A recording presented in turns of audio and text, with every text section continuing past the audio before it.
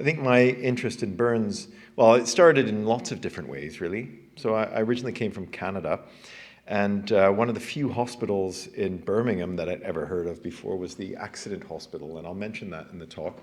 The Birmingham Accident Hospital had an international reputation for the work it did in terms of fracture care, but in burns care as well. So to end up there and to start researching the history of medicine, and in 2011, I organized a conference in Birmingham on skin, and I was saying to Daisy earlier that it's a shame that we published the proceedings of the conference with one publisher who gave up the series from this historical association, and then they started the historical association took this series to another publisher, and they didn't want to promote the other sort of publisher's volumes. So that sort of book that I really enjoyed working on, and I think is a really important one that links up nicely with your exhibition, is pretty hard to find. So I'm just glad that you recognize that I did something on skin, and that I was invited to speak here. And I happen to be working on so there's some problems with this slide, but I think we've managed to sort them out. So I will tell you in some cases what used to be on the slide. Some of the images have disappeared. And this is my team. For 5 years, we were looking at the history of burns, and the project was called Forged by Fire, because I think, this is, again, you may disagree with me, but I think looking at British history and knowing, having worked in all these different areas, there's something about the way that burns and burns injuries and fire brings together sort of important moments in British history. And you can almost say that those 200 years, Britain was forged by fire, whether it's industrial history. We put together the grant, and the AHRC obviously liked it, and we got our money for 5 years. And I still didn't feel that they understood what we meant, that there were moments when our iconic fires make people think about burns and injury in different ways and fire in different ways. And then about 7 months into the project, of course, we had the disaster at Grenfell. And I think that's when people realized that if anybody ever says cladding again, the whole meaning around that word has changed because we've gone through a moment like that. So that project is all about those sort of moments in British history. And so it brings together Shane Ewan, who's sitting in that group there, and Rebecca Winter and Erin Andrews at Leeds Beckett, and I'm, of course, based in Birmingham. And we couldn't possibly do 200 years, and as you see, I've bit off more than I can chew so many times before looking at the big picture.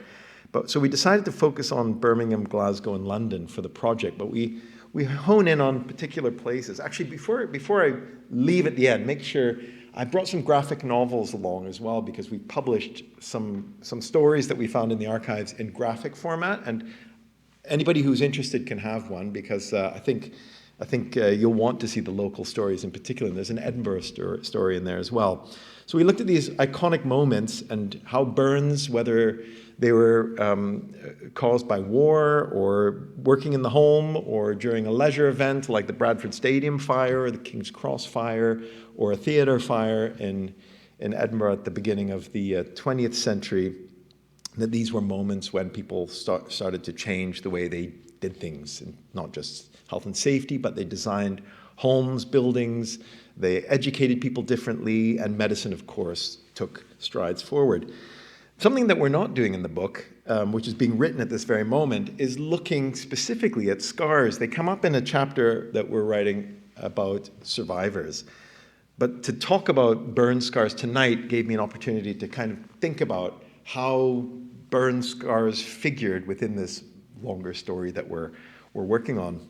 So in terms of the justification on the project, I think, you were saying about this used to be a very different event before COVID, and COVID has also, like burns and fire, shaped the way we live now. Some people will continue to wear masks, but people are hesitant to maybe come out in large groups. But I do think that we've recognized that about epidemics for a long time, and there's something about accidents that we haven't as historians, but I don't think they're really recognized as these important shaping events.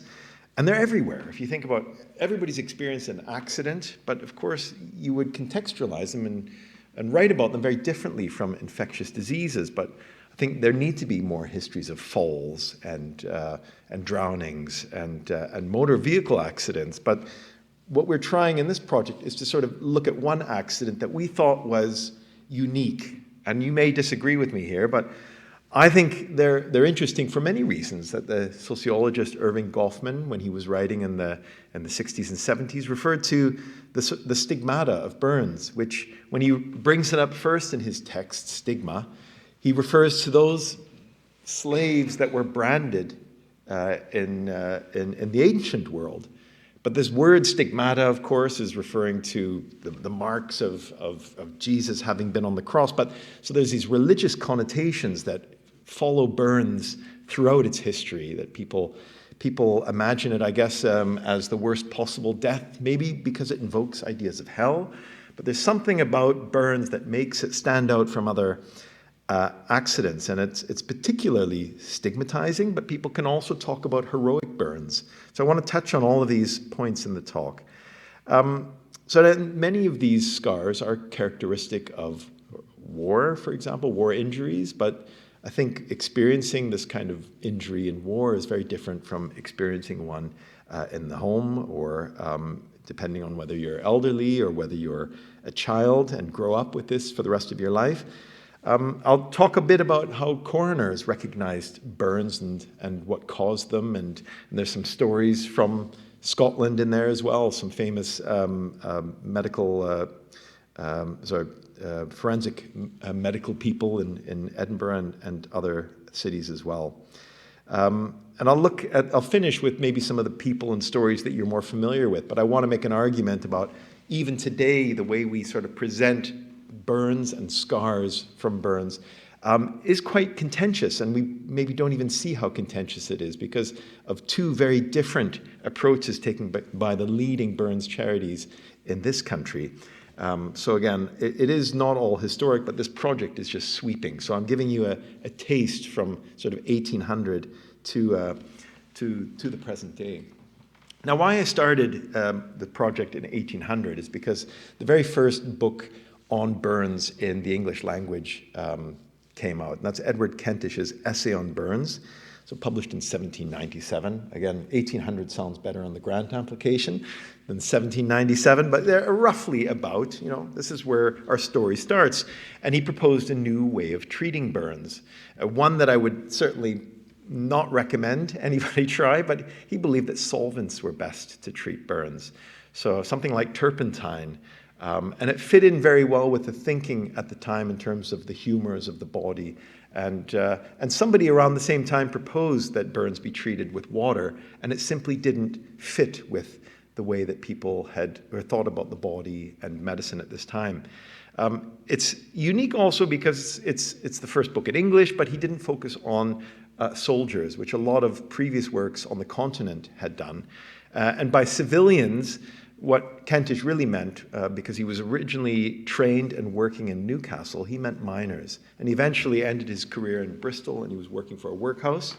Again, what he has to say about skin in general is fascinating, but I'm only going to look at burns.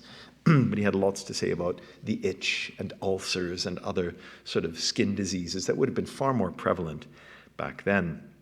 And of course, mine shafts were going deeper and deeper, and the inflammable gases that were collecting were leading to explosions, and he was writing about people injured in these sorts of workplace accidents. But he also has a lot of anecdotes about other medical practitioners. There's a bit of self-experimentation. People are looking for a way to cure what is seen as one of the iconic injuries of the industrial period.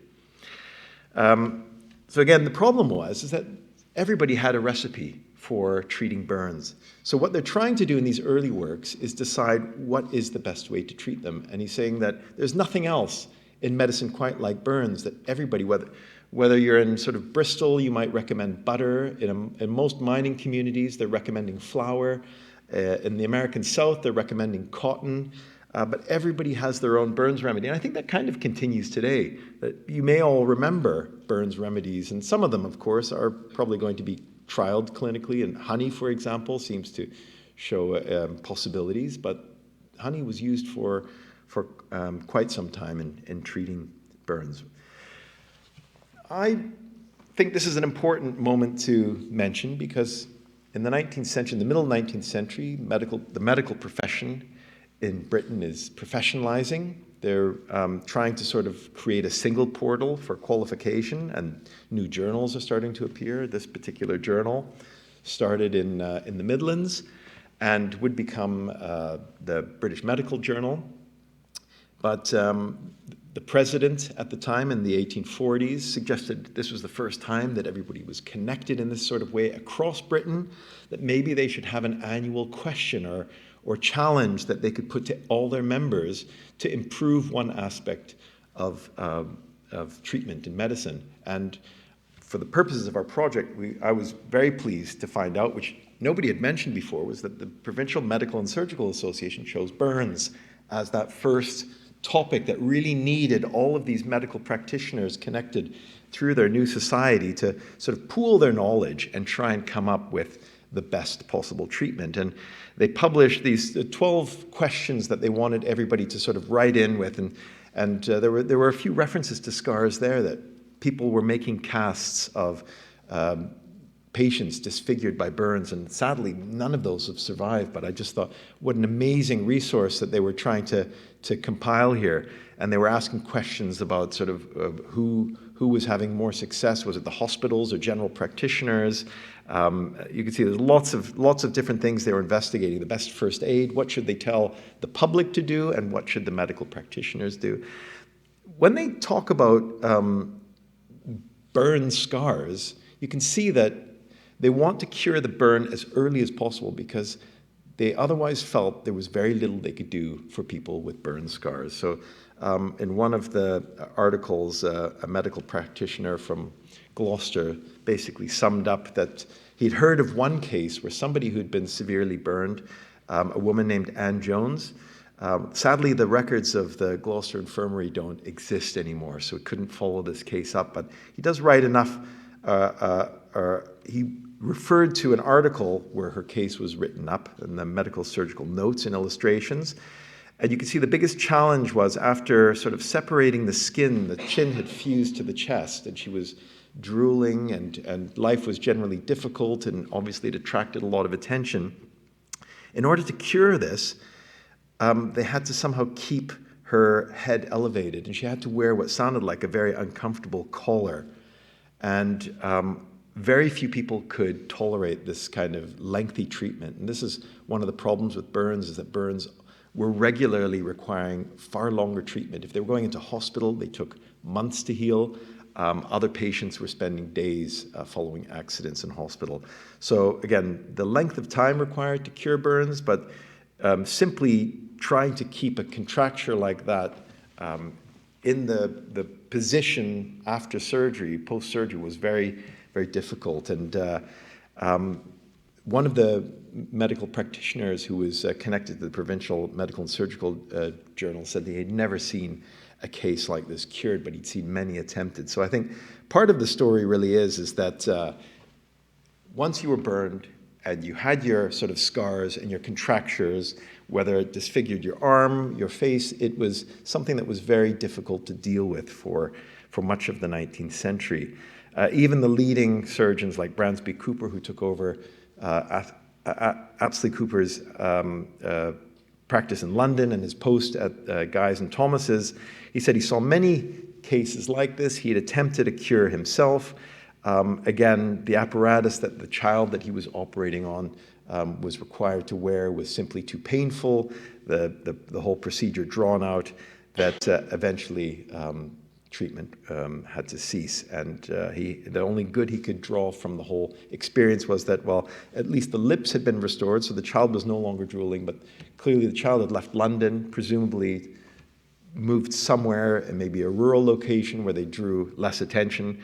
But these sorts of images that accompanied the article were becoming more and more common. In fact, I think there's dozens of versions like them in the Lancet and the Scottish journals as well. And usually it's to describe sort of the most melancholy of accident cases.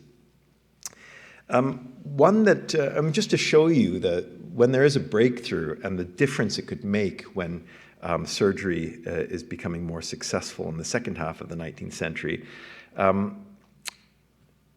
The autobiography of Reverend Joseph Townend, who was a Methodist missionary, eventually went to Australia, but he was burned as a child in Manchester.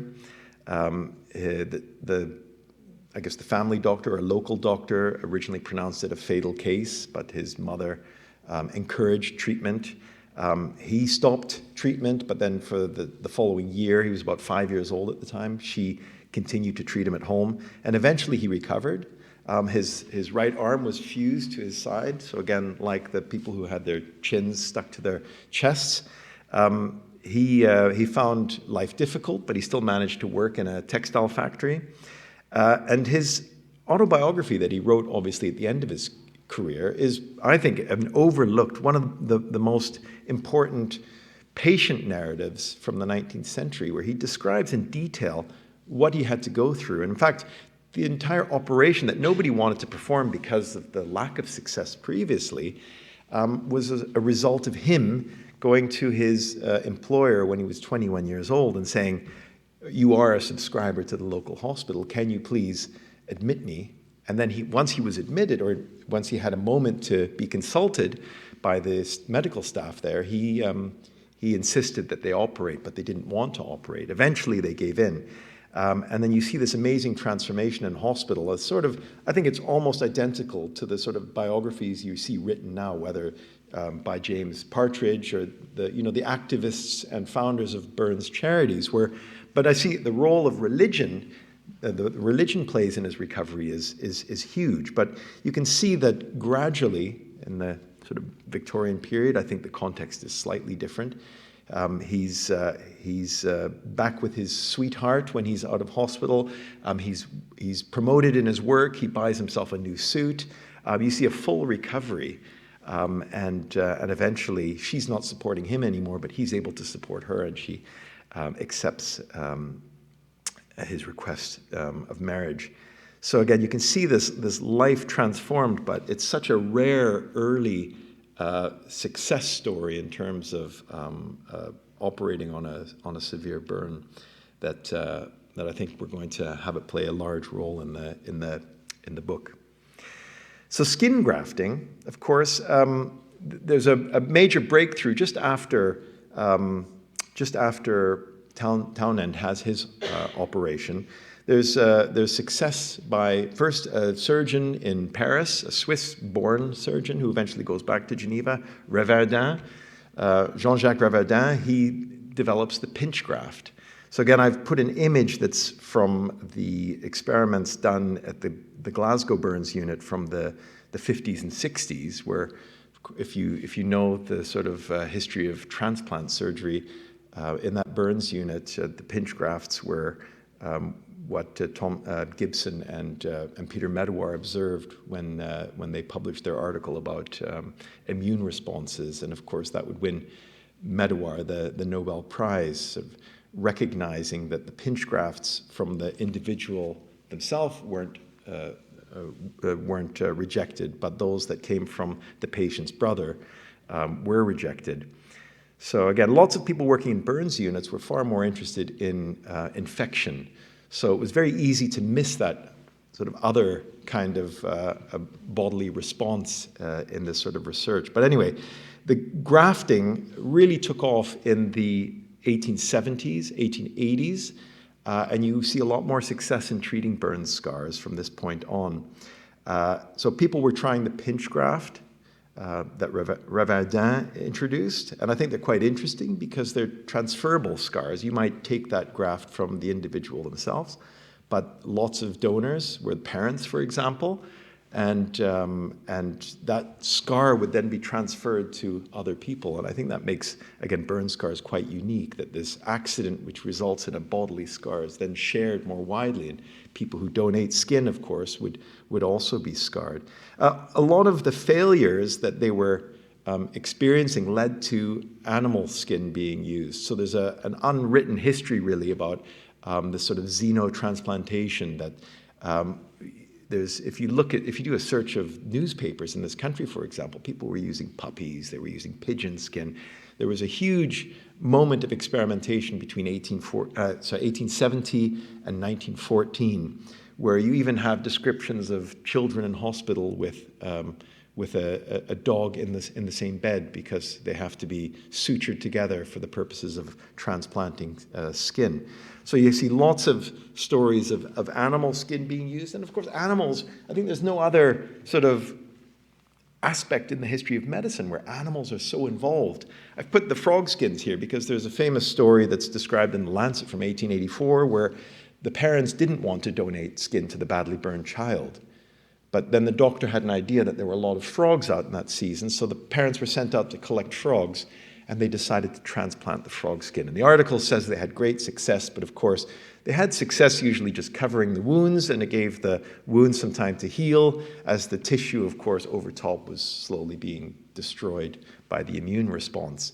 And sometimes that's all that was needed, because that would stop the infection a lot of the time as well, if the skin was carefully cleaned as well. But they'd been using animal products to treat burns from ancient times.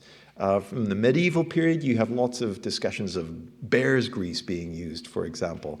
And then eventually they're using animal skin, and of course we know that animals are used extensively in testing research in burns today. So whether it's the rabbit ear, or as you can see in the slide here, lots of mice and rats used in the experiments in the later 20th century as well.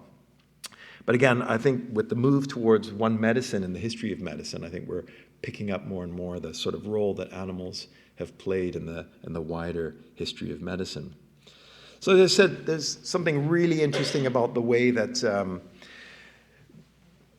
the transfer of skin or skin donors leads to the scar being shared more widely when it comes to burns. And I mentioned Revardin, his pinch grafts.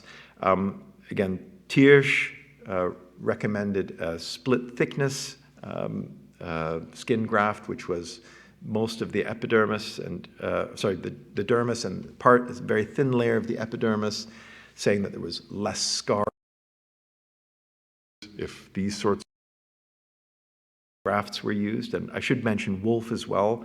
So John Wolfe was a Glasgow practitioner, fascinating character actually, who disappears from the history of medicine because he decides to fight in the national wars in Europe at this time as well, but is recognized today for the sort of full thickness grafts that he introduced, and he was doing a lot of work, and I think is one of the founders of the Glasgow Ophthalmic Institution. And this the woman's portrait there, and I'm not sure if that's a local dress, but it looks to me like she's probably a foreign patient as well.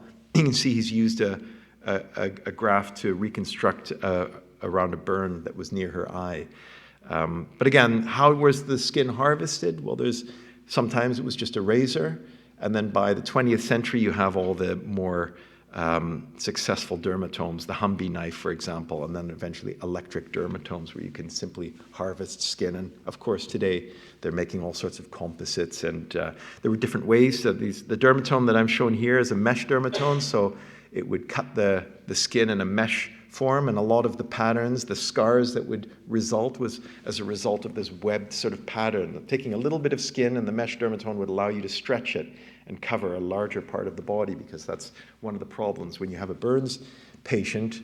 They don't always have enough skin to cover all of the burns. But it makes for very interesting patterns. If you look at some of the medical texts at this time, a burn scar isn't a burn scar. You don't just see one and see them all.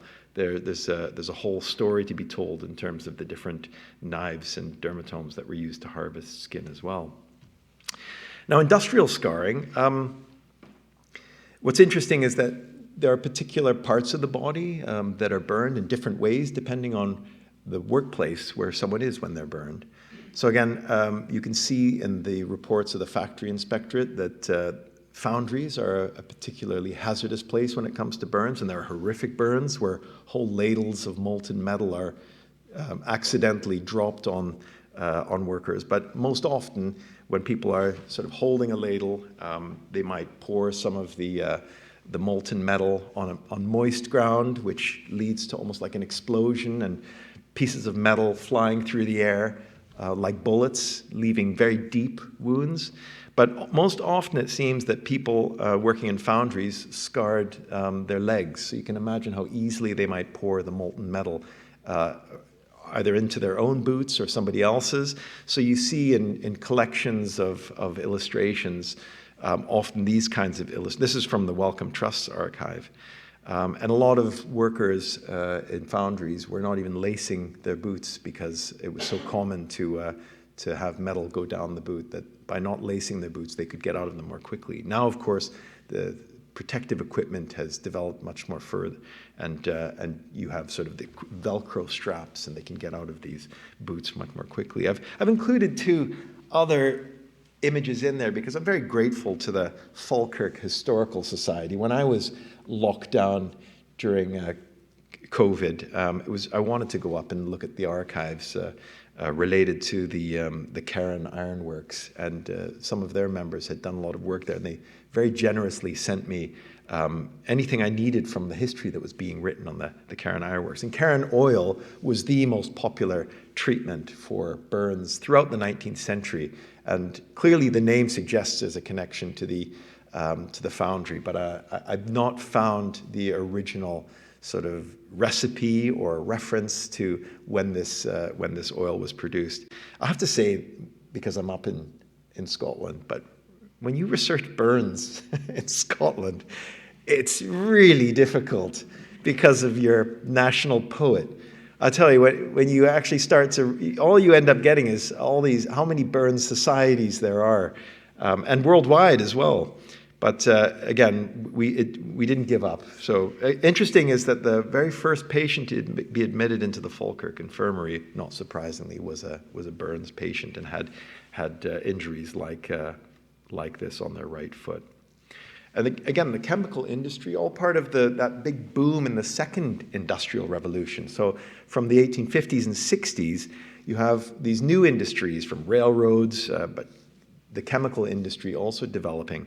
And of course, you can see just by the individual there, very dangerous position right there on a vat that had probably a caustic soda or an acid in there.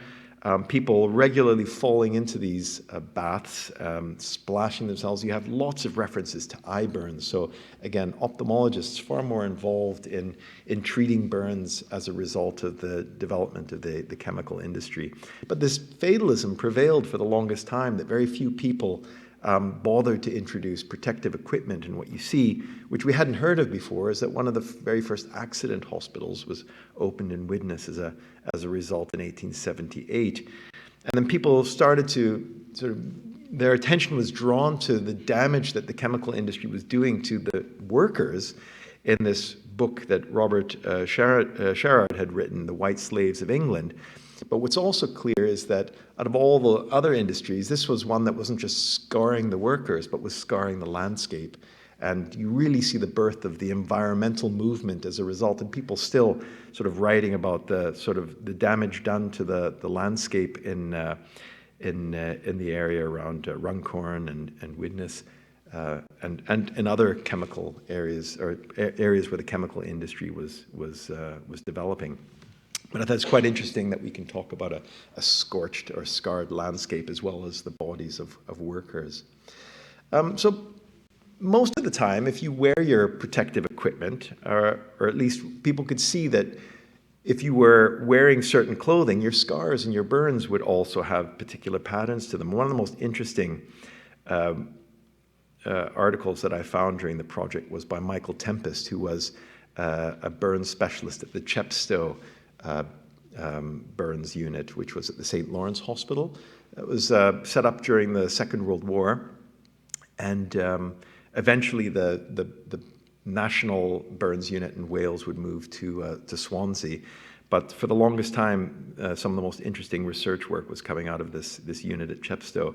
And you could see that based on the sort of burns that they were treating there, they were developing better protective equipment for the miners. So miners are central to the story, not just from 1797 when Kentish is writing his first book on burns, but right into the later 20th century. So this article was post Second World War, and you could see that gradually the gloves, the helmets, and all that protective equipment that we would become familiar right around the time when the mining industry was shutting down was as a result of the sort of work that was being done in these burns units.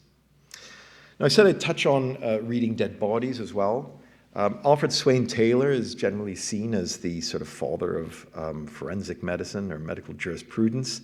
One of his books, his books on medical jurisprudence went through multiple editions, but I just went through one in detail to sort of show you how he was trying to read the body and scars and burn scars on the body. And he was, of course, using Dupuytren's idea of 6 degrees of burns. So again, from about 4 to 6, you're talking about destruction of not just all the tissues, but also the bone as well.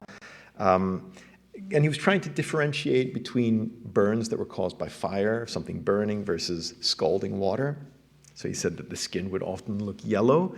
And again, recognizing that the new chemicals that were being used industrially and also within the home, that you would have burns caused by those chemicals, which also tended to turn the skin yellow. So it was a very distinct type of scar.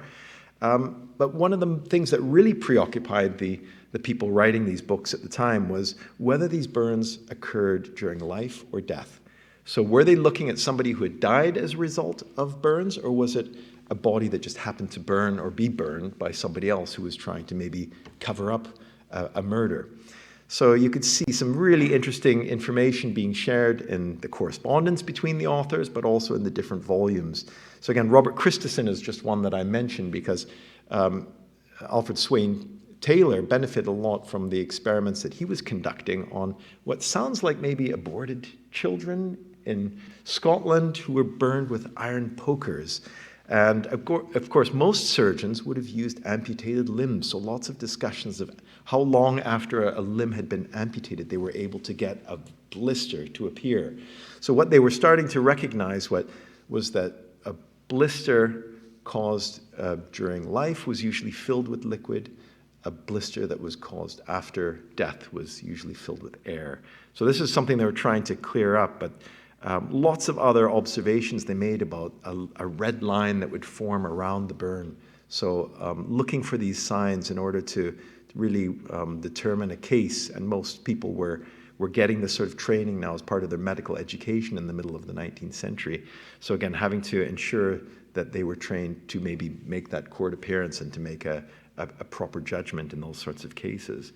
Again, interesting that Taylor did repeat many of the same experiments that he was being told by his colleagues writing medical jurisprudence texts in Scotland and elsewhere by conducting these experiments as well.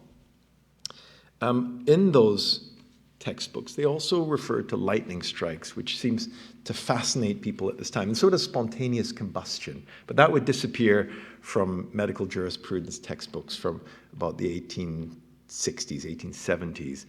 But lightning strikes, are what they call Lichtenberg figures, are fascinating if you look at these. So again, how to identify them on a body, because if you found somebody who had been struck by lightning, it might look like they had been clubbed over the head, or you'd see some sort of mark of violence. So much scorching in some cases, but other times more like a bullet wound, they said.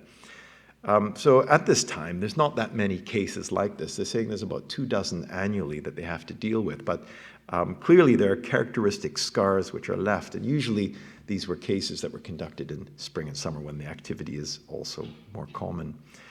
So again, they mention locations where these scars might be, usually on the head or somewhere like that, but the very earliest reference to a Lichtenberg figure is from a Scottish text, actually, and he didn't recognize this as its own sort of formation. He thought that the tree that the person had been standing next to when they were struck by lightning had almost been sort of superimposed on the body. But that's the sort of way that people describe these scars, that they would be the delineation, a tree-like, an arboreal sort of pattern that appears on the body. And they would eventually be called Lichtenberg figures and were part of physics experiments and are seen in all sorts of different contexts as well, this sort of fractal-like radiating wound. And again, they found that they were much darker and would last longer if somebody was wearing metal, so for example, a belt buckle or a buckle on their shoe or something like that, or if they'd been sweating, so maybe working in a field at the time. But they are the rarest of scars, but I think a fascinating one that continues to be discussed in all the medical jurisprudence jurisprudence textbooks, but most of them were temporary, that they would last for about 24 hours, but long enough to make that sort of correct diagnosis.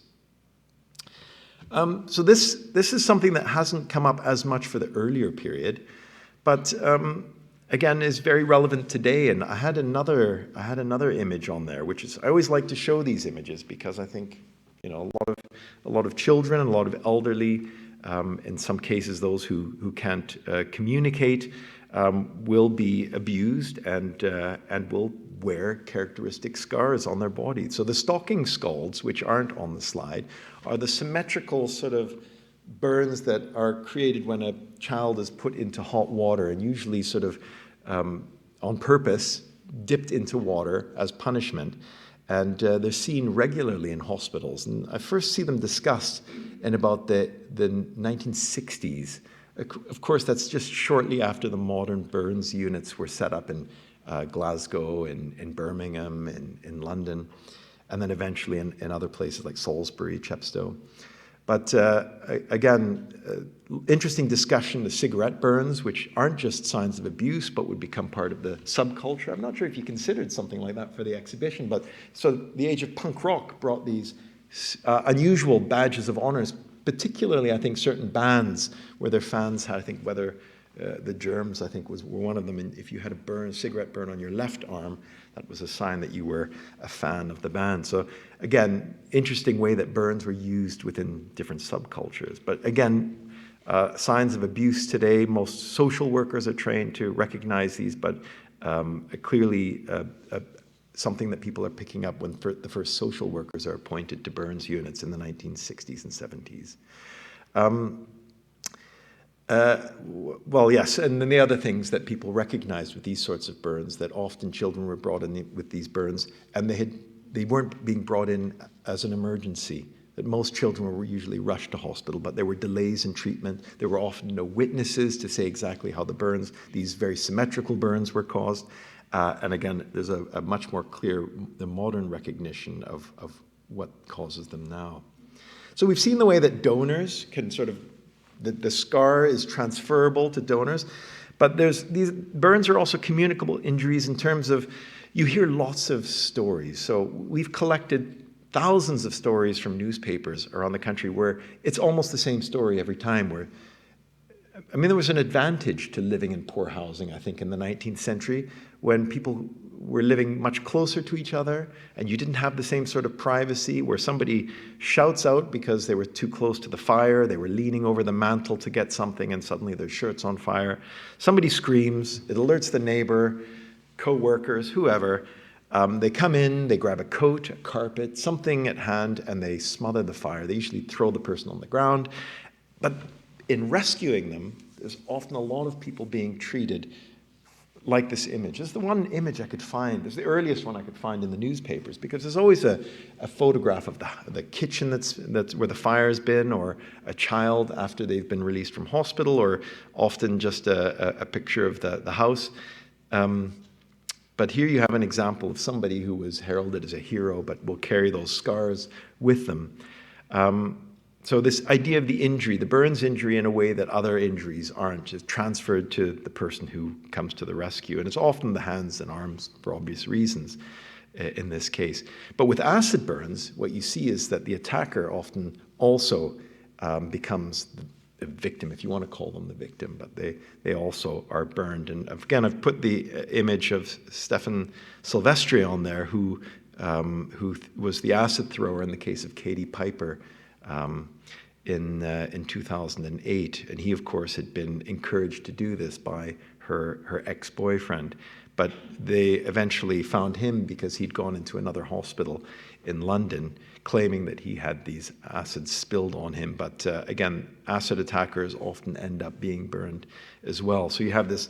I guess I had originally, before I put his image on there, I had something called heroic burns. But when I put him on there, you have the hero, but you have, I guess, the villain as well in these stories that often take the burn.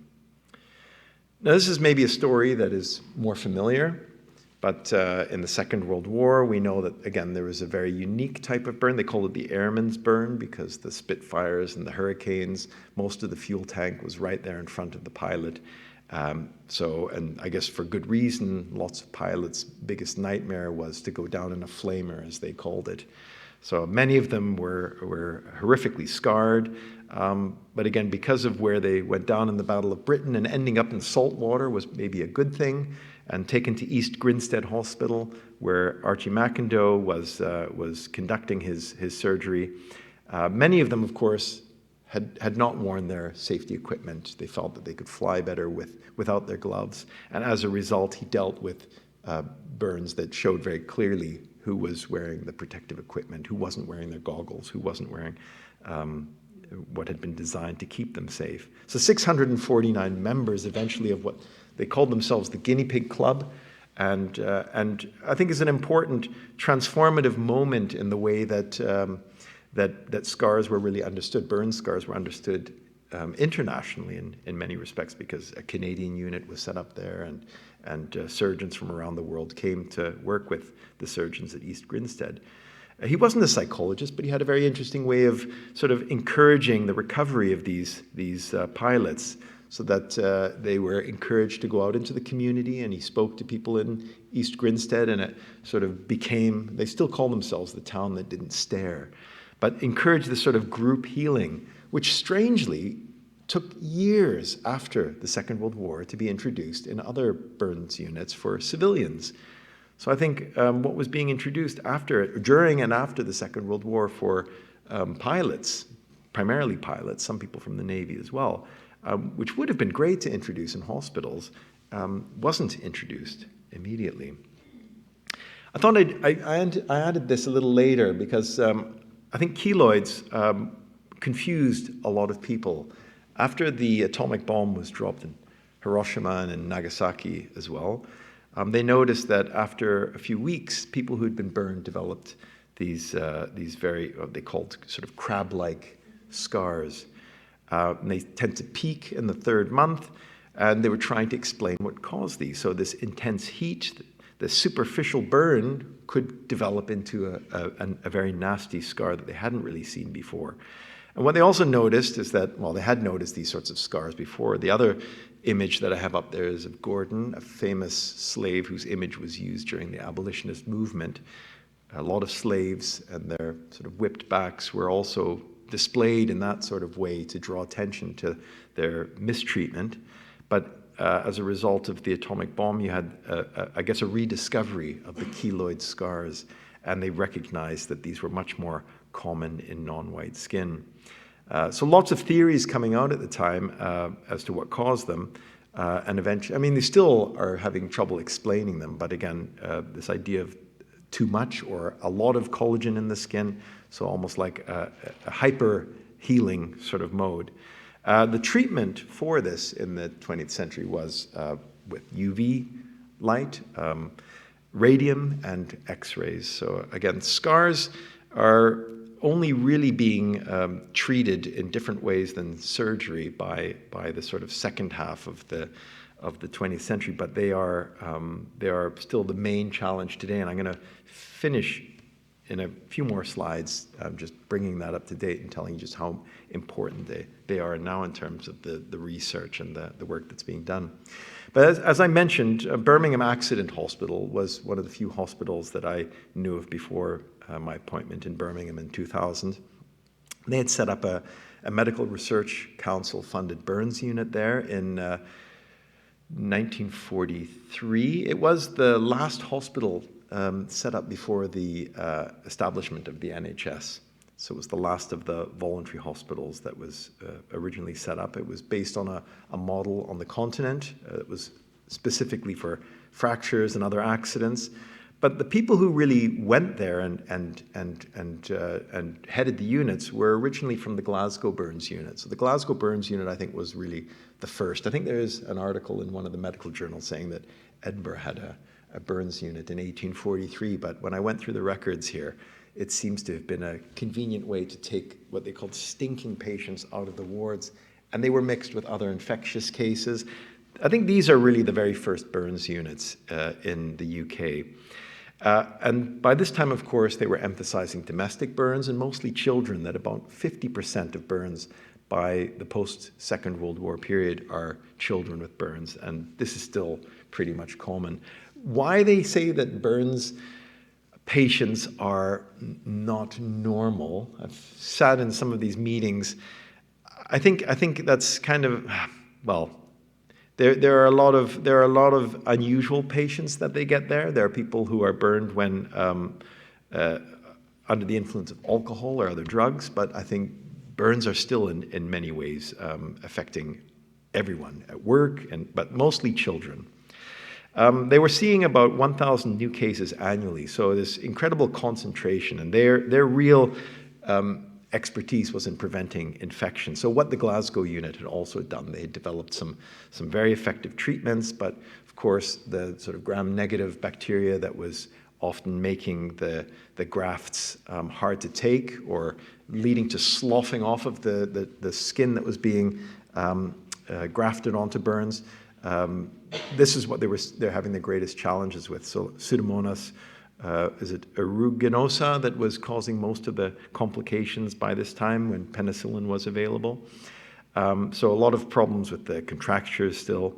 And I mentioned this one famous case that made the names of both the Glasgow and the Birmingham unit, because Mary H., who was observed in terms of the take of the pinch grafts and leading to Peter Medawar's Nobel Prize.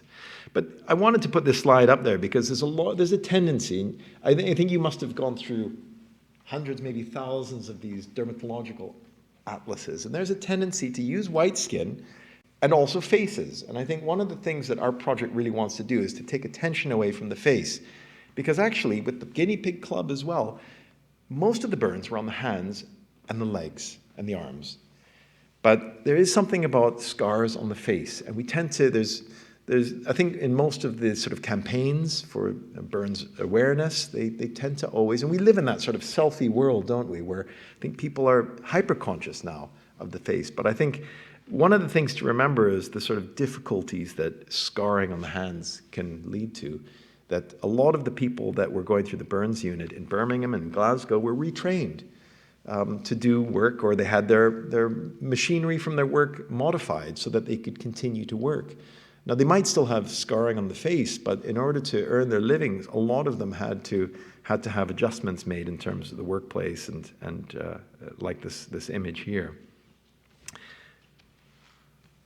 Leonard Colebrook, who ran the burns unit in Birmingham,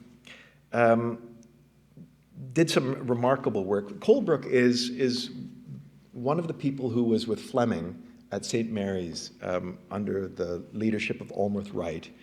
He's the one that sort of the unsung hero from that group. We don't know, but he was a very quiet guy.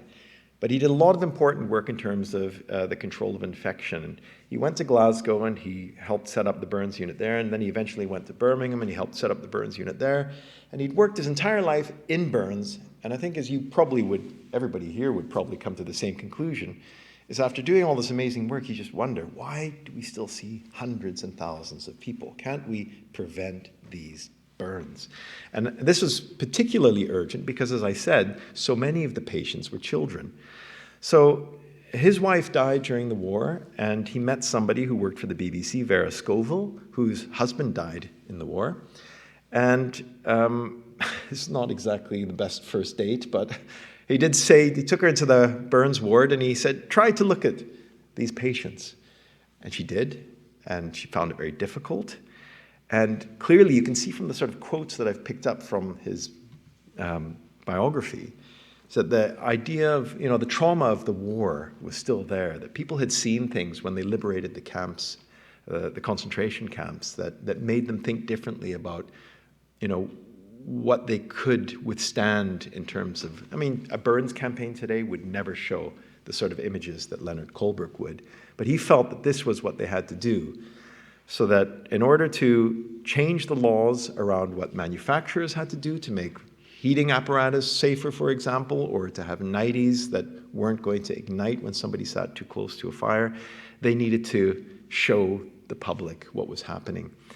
Again, he was predicting the worst for society at that time. That's why I have that atom bomb explosion there, that he was predicting that this would be the injury that we would have to deal with in the second half of the 20th century. The Cold War is in full swing. He felt there should be burns units in every city across Europe, across Britain.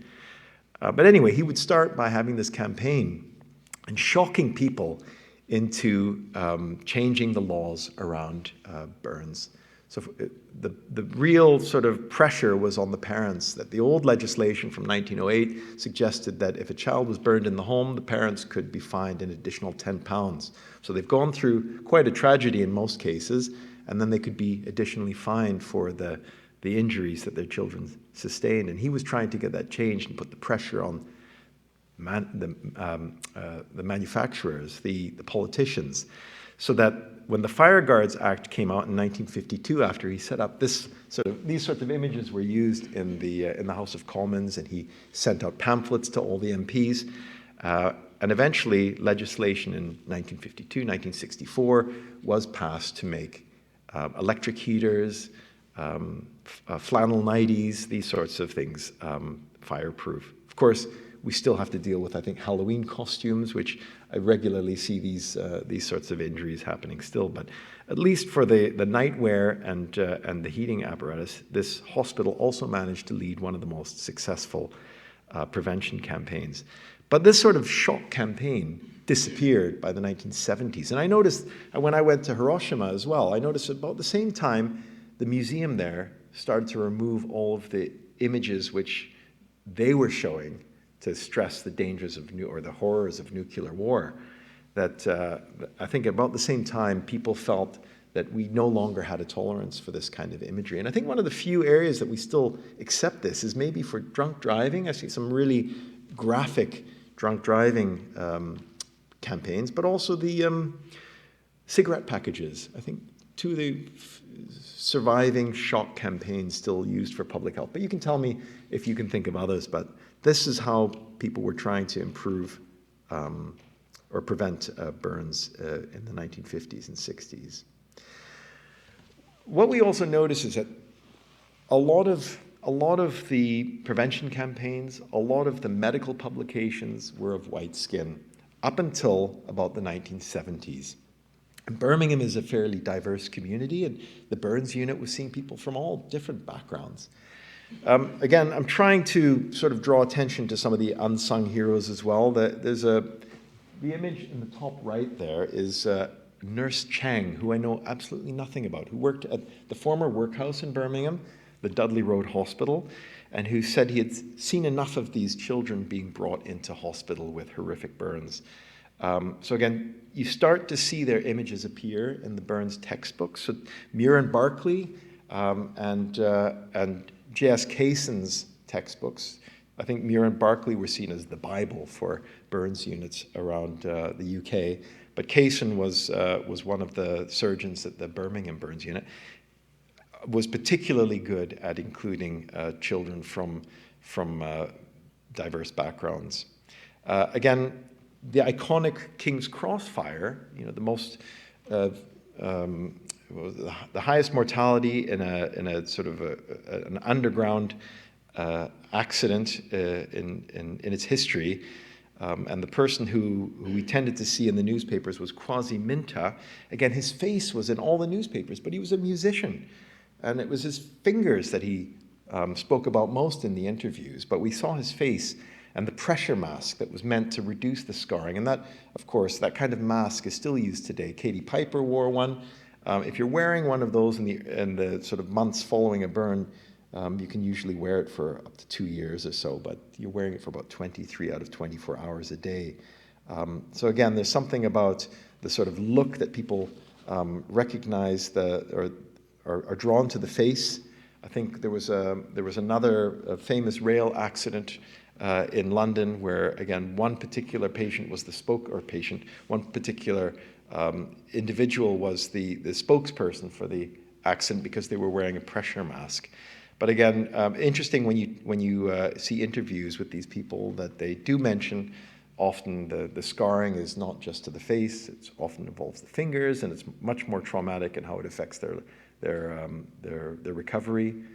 He mentions in particular his voice being scarred, anyone with burns will have much more difficulty sort of regulating their temperature. So they talk about that. But interestingly, he also blames this accident for the autism that his son has.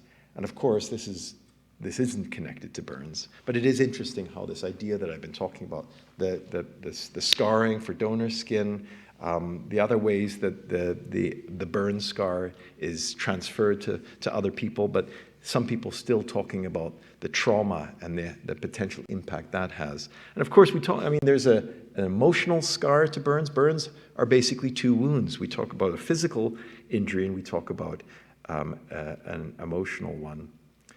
Now, I think the whole story of burns changes significantly in the last decades of the 20th century. That's Alan Breslaw beside James Partridge's book, Changing Faces. He set up the Phoenix Society in America, the first civilian burns society. So again, just look at the dates too. He was injured in an airplane fire, a crash in 1963, and eventually in 1977 he set up the Phoenix Society. Interesting how he talks about his scars. He thinks that standing out from the crowd or standing out from crowds is an advantage. In his biography, he says that his life has been enhanced. Not something that most people would say, but I think you tend to see that in a lot of activists' writing, that burns are worn as a sort of a badge of honor. James Partridge, of course, was driving a car in Wales in 1970. He took, I think it was the on-ramp to a motorway a little too quickly, and this van ended up on its side, and there was a fire. And again, he had a very difficult and long recovery. And it was only at the King's Cross fire that he was encouraged to speak about his burns. He didn't really talk about the accident, but the fact that he was burned, visibly burned. He didn't use words like disfigured. He didn't like the dis words, and he made us think about burn scars very differently. And I put him on this slide because he was hugely helpful in our project. I corresponded with him quite regularly until he died of cancer 2 years ago. But he said some very interesting things about scarring as well. He said a lot of people see the surgery as getting back to normal. And he says, what you really need is you need sufficient surgery to recover your poise, not your looks. So you'll never recover the looks again, but you need maybe some different training, assertiveness training. He had a lot of confidence. He came from a different class background from many of the other patients we looked at. He had that confidence already. But again, personality, age, luck, education, income, he says, are all connected to resilience. And that's that word we use a lot today when we talk about recovery stories like this. But he says, in typical James fashion, he said, it's still bloody difficult, especially if you're scarred like he was. So what's interesting is that before this time, most people would talk about burns victims. And it was this group of people that really changed the way we talk about burns survivors today. The way that the word survivor has been picked up, I think, didn't come from the medical profession. It was these sorts of people who led the way and spoke about themselves as survivors. And James Partridge, of course, started a facial equality. Racial equality, facial equality is meant to sound similar. He started that campaign in 2008, and he went sort of international with that campaign. And it wasn't about how can we improve surgery for people with burns. It was about how can we change the way that society thinks about burns. And that was the sort of place he left his campaign when he died in the summer 2 years ago. The Katie Piper Foundation, Britain is interesting for that reason. You don't have these sorts of figures in Canada. Not every country has these very public individuals talking about scarring and burns, for example. But here you have another individual. She was a model, trying to develop that side of her career. Says in one of her many biographies, she wouldn't leave the house with a spot on her face. And then she had to deal with leaving the house with acid burns. So hers were, of course, intentional. So 5% of burns today tend to be intentional. So very different from James Partridge's. When her initial book, Beautiful, her autobiography was written, Beautiful, she had 60 operations and she wore a pressure mask. When she wrote Beautiful Ever After, She describes her burn psychologist more, something that James Partridge didn't have to assist him. He spoke to a cleaning lady in the wards, and she helped him recover his poise. But she had a psychologist, and by 2015, when that second autobiography came out, she had 250 operations. There have been documentaries. She's run lots of scar clinics for other people. She regularly talks about her doctor, Dr. Jawad, who gave her back her face. And although she says she wore her disfigurement as a badge of honor, you can see that there's a very different approach to burns and disfigurement in what she writes. So two charities, but they tell very different stories. Changing Faces is about changing people's views on scars. And you have another one which really has been embraced by the plastic surgeons who can see that here's an individual who feels that there is a role for surgery rather than changing society's views. Now, I think she would say that's not fair, because I think they also say that people should, think twice about staring and these sorts of things. But I think that was central to Changing Faces campaign. And here you have an organization. So you have almost two charities and two bookends, two very different ways of looking at burns. And I think that's important because of what's happened since.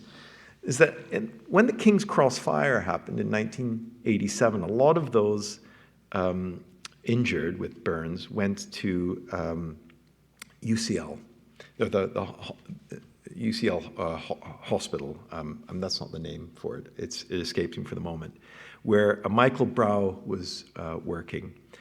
And he afterwards set up the Phoenix Appeal, and he wanted to set up the first department of plastic surgery. The very first professor of plastic surgery was appointed there, Gus McGrawther, who's since been a Glasgow graduate, who then went to London, who went to Manchester, and is now in Birmingham. And his foundation that he set up after launching the Phoenix Appeal became the Healing Foundation. And as a result of the Healing Foundation's funding, we have our burns unit in Birmingham, which encouraged the project that I'm working on now. When I attended their burns congress in 2013, I was just fascinated at how far burns surgery had come. And they've linked that burns unit with the Bristol Appearance Research Unit and, again, the unit at UCL. So working together to improve outcomes for people burned. But the Healing Foundation changed its name in 2016 to the Scar-Free Foundation, which was a shock to the Bristol Appearance Research people because they felt that it didn't quite meet up with their mission, which is that mission that Changing Faces was really pushing, to change the way that people think about those disfigured with burns injuries. So again, I think that leaves us at a really interesting point where we are today, that the Scar-Free Foundation exists, and most of the funding is now going towards improving outcomes in terms of scarring. And on the other hand, you have this mission that people like Changing Faces were pushing, and which they embraced films like Wonder, I believe it was, and some of the children's books that you brought along tonight, where children will learn to think about burns differently. And I think those two sort of missions that are going on at the moment are really nice bookends in one way, but you can see that it divides the community of patients and those working with those with burns today. What else is on that I wanted to show? I included that portrait of Simon Weston, because again, you might know him as a very prominent individual with scars, but when his portrait was chosen to be hung in the National Portrait Gallery, I think it's a very nice portrait actually. But again, I think that's a pivotal moment, I think, in the way we think about burn scars. And I can't imagine him having more operations and having another portrait painted. But that is the way I think he'll go down and being remembered in the collection. Anyway, conclusions, there's always loads, and I try and put a few on there. You might have your own. But again, I think burns clearly mark the body as an accident. They are ones that leave a legacy. And bodies can be read in all sorts of ways that I've tried to do in this talk. And there's a diversity to burns depending on what you work, what you did work, or what people worked in the past. There are those that people describe as heroic burns, badges of honor, those that sometimes are caused in war. sometimes those that are worn afterwards by those who come to the rescue, the first responders. But the experience and the narratives, we only have those much more recently when these burns activists really wrote about their recoveries in order to inspire other people who had similar injuries and didn't have the initial support of groups like the Guinea Pig Club. But you can see that burns, and they continue to be very stigmatizing. They draw attention, but so do lots of injuries and diseases worn on the skin. They are broadcast. They're depicted and shared widely. They're there for all to see, as you can see from the exhibition here. So there's living with scars or a scar-free future. I think why that debate between the Scar-Free Foundation and the Changing Faces is so interesting to me is because it kind of picks up on the debates within the disability community as well. This idea that we can cure disability, but that where does that leave people who have learned to live with their disability? Anyway, I've decided to also put some first aid tips on there because, of course, we shouldn't put butter and things like that on burns, and it seems that it's not 10 minutes under cold water now that is being recommended, but 20 minutes. It says call for help. This was the Children's Burns Trust who helped me update this advice. And then they recommend covering burns with something like cling film now, because it is sterile and you can just roll off a piece, and not to apply ice, butter, toothpaste, creams, bandages, oil, and all the things that they still continue to see in A&E departments.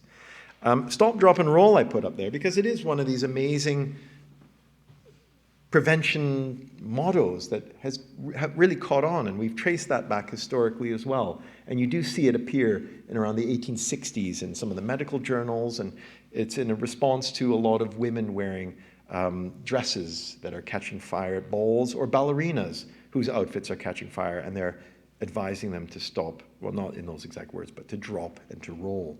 And again, it's advice that the people I've met in burns units say they just wish people would follow, because it's why they still see these sorts of injuries where the chins are being fused to the chest, because there's a tendency, I guess, for most people to run in panic.